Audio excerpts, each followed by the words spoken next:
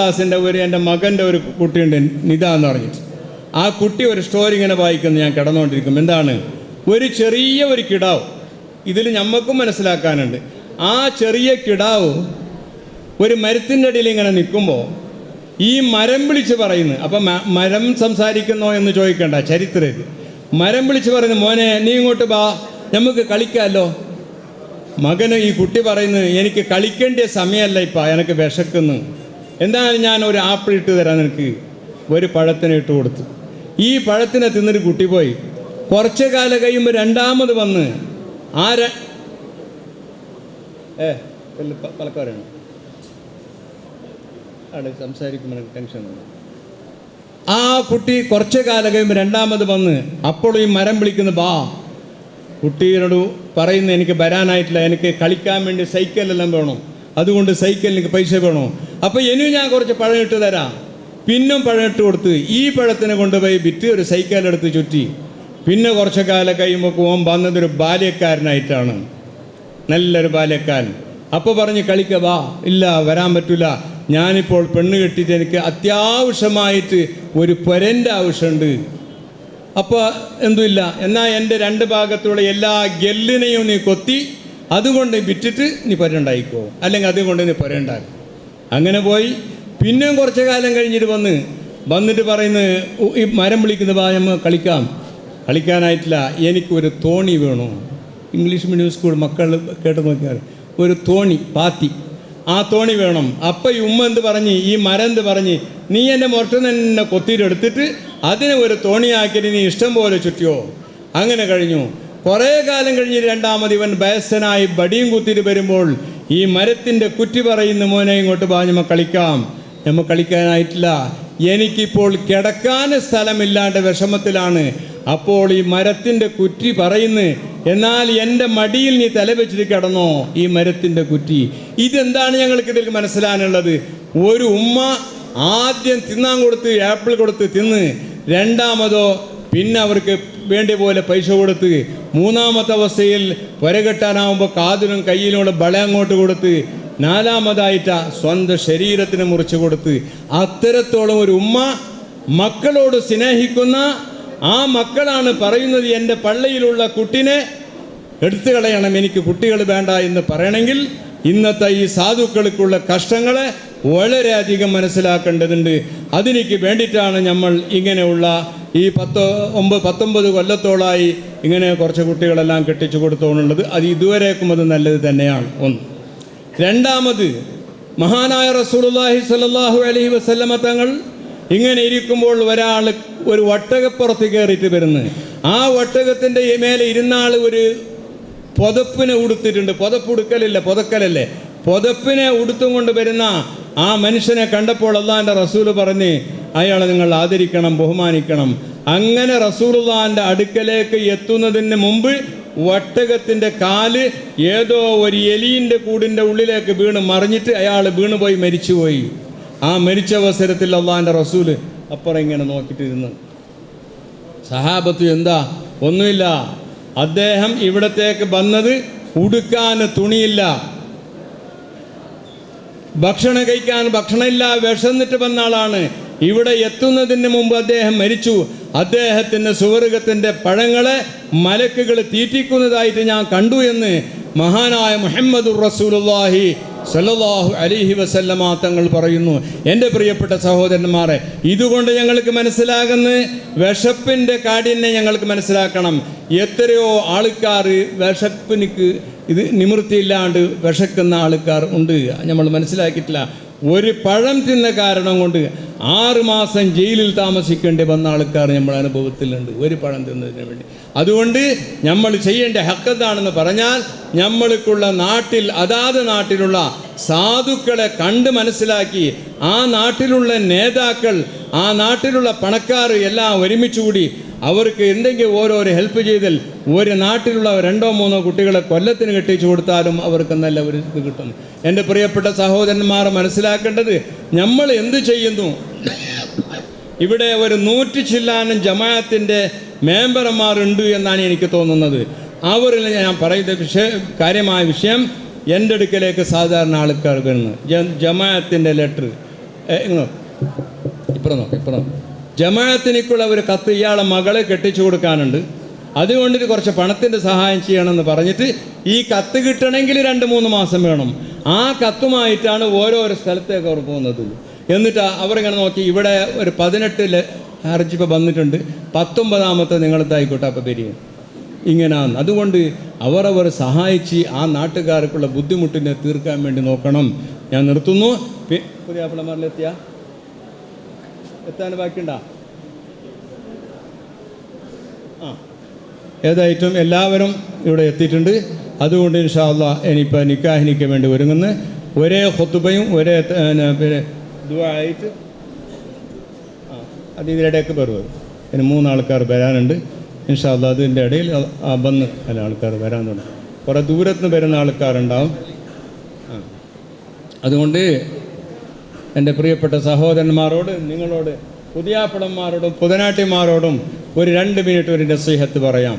നിങ്ങൾക്ക് നിക്കാഹ് കഴിച്ച് തരുമ്പോൾ ഉസ്താദ് പറയുന്നത് അറബി ഭാഷയിലായതുകൊണ്ട് ചിലപ്പോൾ നിങ്ങൾക്കത് മനസ്സിലായിട്ടുണ്ടാവില്ല. എന്തെന്ന്? ഉസവ്വിജുക അലാമ അമറല്ലാഹു തആല ബിഹി മിൻ ഇംസാകിൻ ബിമഅറൂഫിൻ ഔ തസ്രീഹിൻ ബിഇഹ്സാൻ.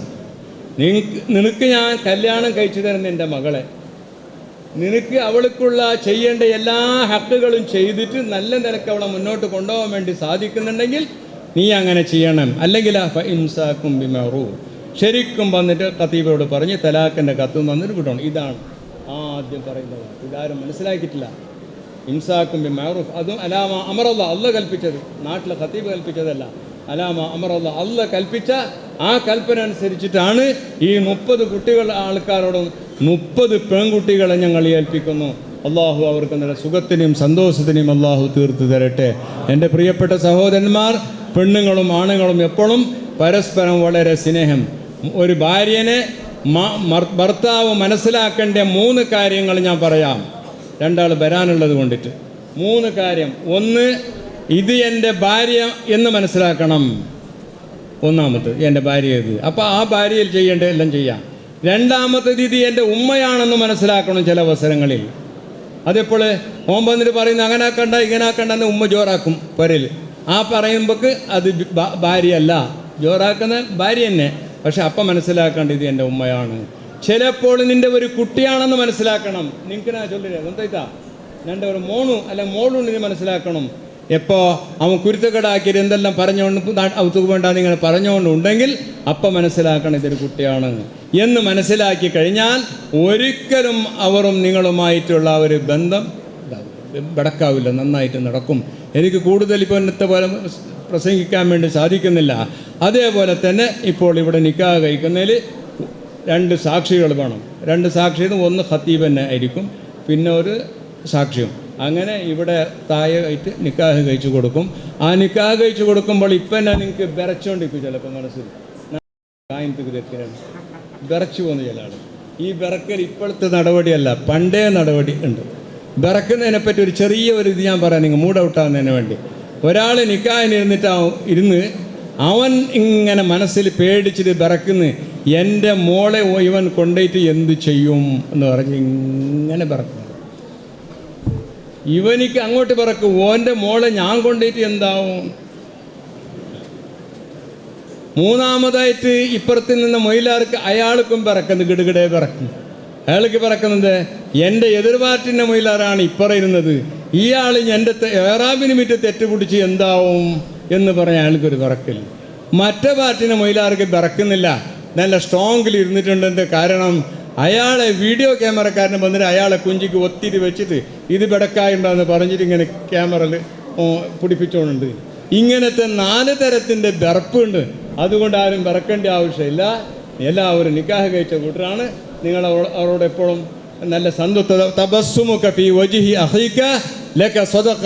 നിൻ്റെ ഭാര്യൻ്റെയോ നിൻ്റെ സഹോദരൻ്റെയോ മുഖത്തിലേക്ക് നോക്കിയിട്ട് ഒരു പൊഞ്ചിരിക്ക് ചിരിക്കൽ, അത് ഒരു സദഖ കൊടുത്ത കൂലിയാണ്. അതുകൊണ്ട് എൻ്റെ പ്രിയപ്പെട്ട സഹോദരന്മാർ, ആ ഭാര്യന്മാർ അവരെ സ്നേഹിക്കലും എപ്പോഴും രസം പറയലും ഇങ്ങനെല്ലാം വേണം. എൻ്റെ പ്രസംഗത്തിന് ഞാൻ നിർത്തുന്നു. ആളെത്തിയ എല്ലാവരും എത്തിയ അതുകൊണ്ട് ഇവിടെ നിക്കാഹിനിക്ക് വേണ്ടി ഇതാക്കുന്ന അതാത് വലിയും സാക്ഷികളും ഇവിടെ സ്ഥലത്ത് വെച്ചിട്ട് നിക്കാഹ് കഴിക്കും. പിന്നെ ഇക്കുറി കുറച്ച് ആൾ നിക്കാഹിന് കൂടുതലായത് കൊണ്ടിട്ട് ആ ഭക്ഷണം കഴിക്കുന്ന ആടാടുന്നു തിരക്ക് കൂടാണ് സമാധാനത്തിൽ. ഇപ്പം ഈ ഉള്ള ഇത്തരം ആൾ വരുന്നല്ല നമ്മൾ വിചാരിച്ചതിനേക്കാൾ കൂടുതലാണ് കരുതിയത്. അള്ളാഹു ഇത്തരം കുറച്ചേ നമുക്ക് വലിയ സന്തോഷമുണ്ട്. എന്താണെന്ന് പറഞ്ഞാൽ ഇവിടെ സൗകര്യം ഇല്ലാത്തത് കൊണ്ട് ഇൻഷാ അള്ളാഹ് അടുത്ത കൊല്ലം ഇതിനേക്കാൾ കൂടുതൽ. പിന്നെ ഇവിടെ എൻ്റെ പല സുഹൃത്തുക്കൾ ഇവിടെ വന്നിട്ടുണ്ട്. കേരളത്തിൽ നിന്നും കർണാടകത്തിൽ നിന്നും ബാംഗ്ലൂരിൽ നിന്നും ദുബൈയിൽ നിന്നും എല്ലാം ഓരോരുത്തരുടെ പേര് ഞാൻ പറയുന്നില്ല. അവർ പല ആൾക്കാരും പലതരത്തിൻ്റെ സഹായം നമ്മൾക്ക് സഹായിച്ചിട്ടുണ്ട്. വലിയ ഹെൽപ്പെല്ലാം ചെയ്തിട്ടാണ്, വലിയ ചിലവാക്കി ഉണ്ടാക്കിയിട്ടാണ് ഇത് ഉണ്ടാകുന്നത്. എല്ലാം നമ്മളെ പൈസ അങ്ങനെ പറയാൻ പറ്റുന്നില്ലല്ലേ.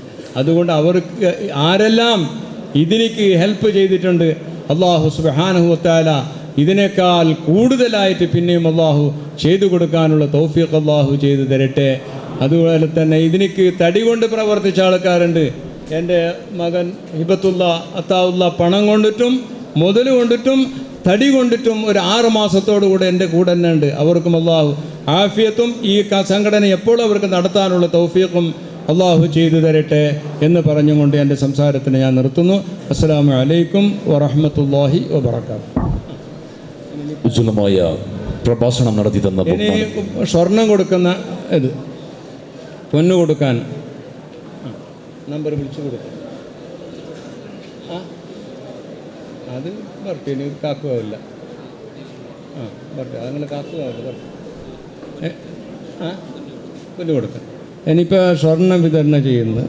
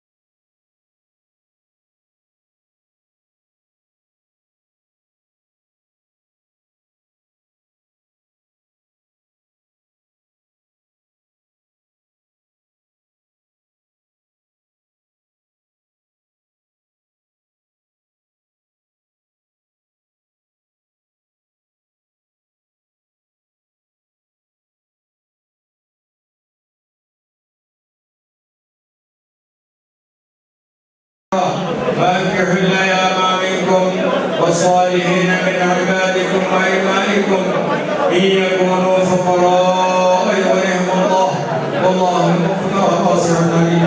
يا أيها الذين آمنوا اتقوا الله حق تقاته ولا تموتن إلا وأنتم مسلمون واتقوا الله